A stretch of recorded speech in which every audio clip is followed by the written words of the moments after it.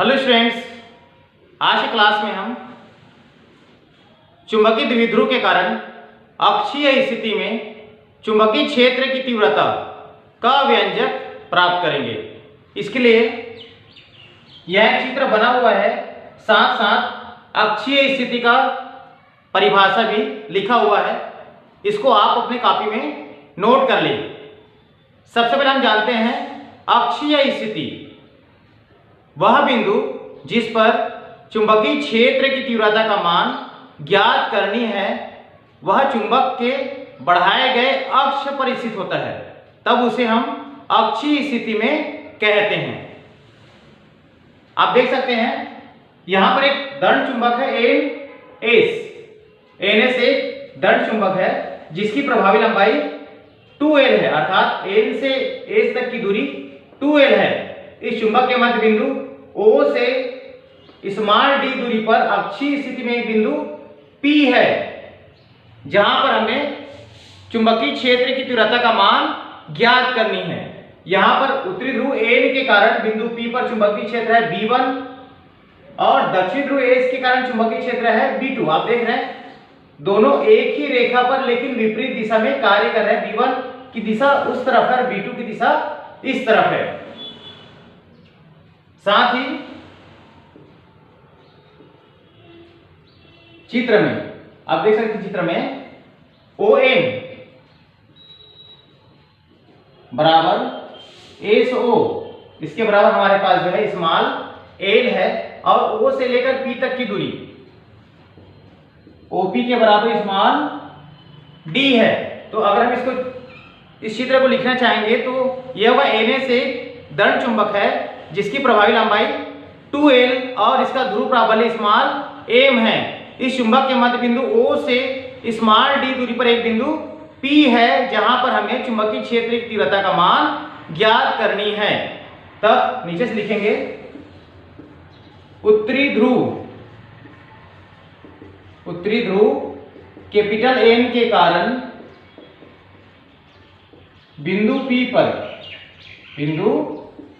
P पर चुंबकीय क्षेत्र की तीव्रता, उत्तरी ध्रुव N के कारण बिंदु P पर चुंबकीय क्षेत्र की तीव्रता, तो यहां पर हमारे पास है B1, तो B1 के बराबर होगा, इसका सूत्र होता है μ0/4 पाई और m अपान दूरी, तो N से P तक की दूरी होगा NP, यह होगा NP का होल स्क्वायर। इसको मानेंगे समीकरण नंबर 1। अब यहां से हम NP का मान निकालेंगे, तो NP का मान आप देख रहे हैं O से लेकर P, OP कुल दूरी हमारे पास जो है OP है। OP में से ON को घटा देंगे, OP माइनस ON। आप देख सकते हैं OP के बराबर हमारे पास स्मॉल d है और ON के बराबर है हमारे पास L। इसको माने समीकरण नंबर 2। समीकरण 1 व 2 से NP का मान रख देंगे इस जगह में, तो B1 के बराबर होगा μ0/4 पाई और m अपान d माइनस L का होल स्क्वायर। इसको मानेंगे समीकरण नंबर 3। ये उत्तरी ध्रुव N के कारण चुंबकीय क्षेत्र का मान निकल गया। दक्षिणी ध्रुव AS के कारण बिंदु P पर चुंबकीय क्षेत्र की तीव्रता आगे निकालेंगे। दक्षिणी ध्रुव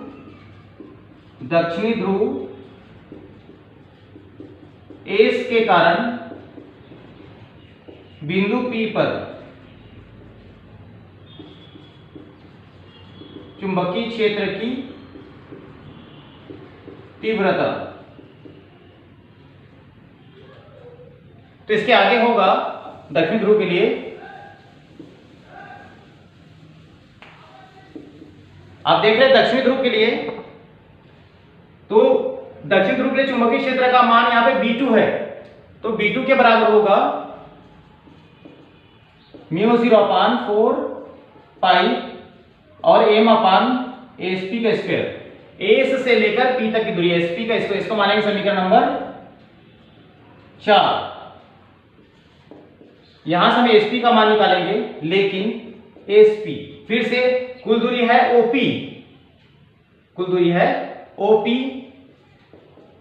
प्लस SO कर देंगे,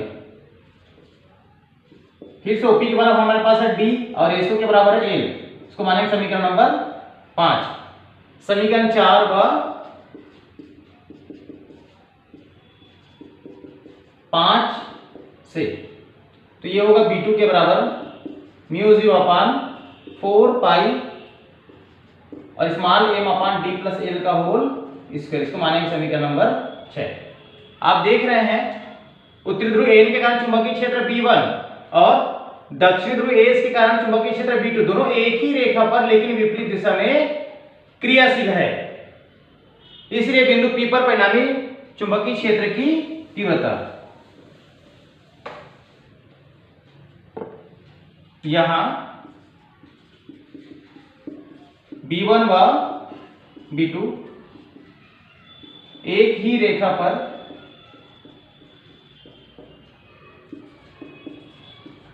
लेकिन विपरीत दिशा में है तथा B1 is greater than B2, तब बिंदु P पर परिणामी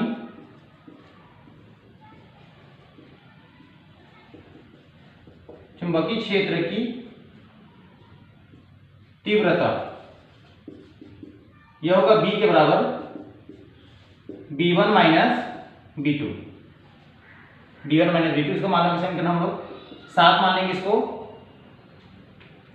यहां से मान रख देंगे हम B1 और B2 का, B1 B2 का मान रखेंगे।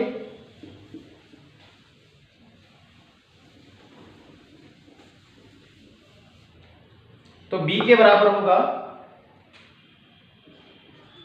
B1 के बराबर है हमारे पास म्यू 0 अपान 4 पाई और m अपान डी माइनस एल का होल स्क्वायर। B2 के बराबर है म्यू 0 अपान 4 पाई और m अपान डी प्लस एल का होल स्क्वायर। दोनों में से आप देख रहे हैं दोनों जगह म्यू 0 अपान 4 पाई एक जैसे है, साथ ही m भी है, तो म्यू 0 अपान 4 पाई और m बाहर निकल जाएगा, अंदर बचेगा 1 अपान डी माइनस एल का होल स्क्वायर, फिर माइनस 1 अपान डी प्लस एल का होल स्क्वायर। यहां से बचेगा 1 अपान डी माइनस एल का स्क्वायर, यहां से 1 अपान डी प्लस एल का होल स्क्वायर। यहां पर आप देख रहे हैं दोनों के हर में अलग अलग है, यहाँ पर डी माइनस एल और यहाँ पर डी प्लस एल है, तो डी प्लस एल का इधर गुना होगा और डी माइनस एल का इस तरफ होगा, दोनों का नीचे नीचे का भी गुना होगा।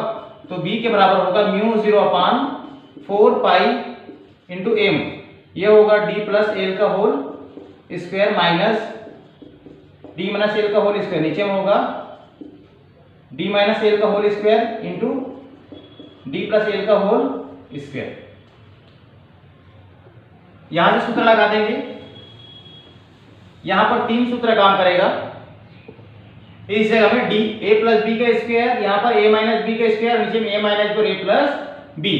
तो बी के बराबर होगा mu 0 upon 4 pi into M D square plus L square plus 2डी L minus D square plus L square minus 2डी एल और नीचे में होगा D square minus L square पूरे का होल स्क्वायर। बड़े ब्रैकेट को क्लोज कर देंगे, यहां से ब्रैकेट खोल देंगे तो म्यू 0 अपान 4 पाई एम, ये होगा D square plus L square plus 2डी एल, माइनस अंदर जाएगा तब minus D square minus L square minus 2डी एल, साथ में नीचे D square minus L square पूरे का होल स्क्वायर। जब माइनस अंदर जाएगा तो माइनस माइनस ये होगा प्लस, तो D square L D square आपस में कटेगा, एल स्क्वायर भी आपस में कटेगा।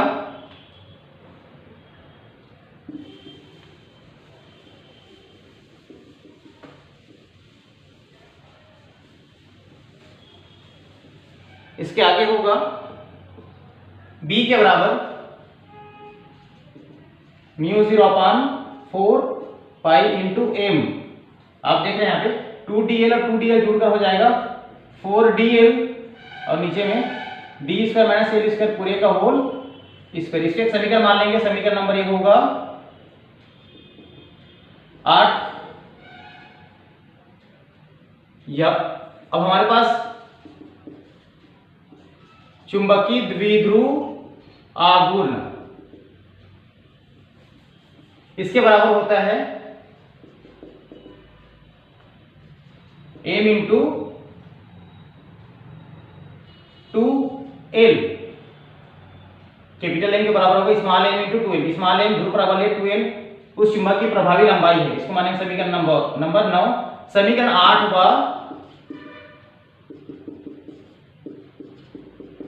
9 से तो b के बराबर होगा म्यू 0/4 पाई। अब आप देख रहे हैं यहाँ पर m और इसको दो भाग में तोड़ देंगे 2d और 2l, तो वहां बचेगा 2 और कैपिटल M d और नीचे होगा d square minus l square पूरे का होल स्क्वायर। ये बनेगा समीकरण नंबर 10। यहाँ हम 4dl को दो भाग में तोड़ दिए 2d इंटू 2l, तो 2l और m की जगह में कर देंगे हम कैपिटल M और एक 2d जैसे का वैसे। तो यह बड़े दंड चुंबक के कारण चुंबकीय क्षेत्र की तीव्रता का व्यंजक है। अगर चुंबक का आकार छोटा है तो l स्क्वायर की उपेक्षा करने पर, अगर हमारे पास छोटा चुंबक है तो l स्क्वायर को यहां से छोड़ देंगे तो b के बराबर होगा म्यू 0/4 पाई 2md और नीचे में d स्क्वायर पूरे की घात 2। एक डी आपस में कटेगा तो b के बराबर बचेगा म्यू 0/4 पाई 2m/d की घात 3।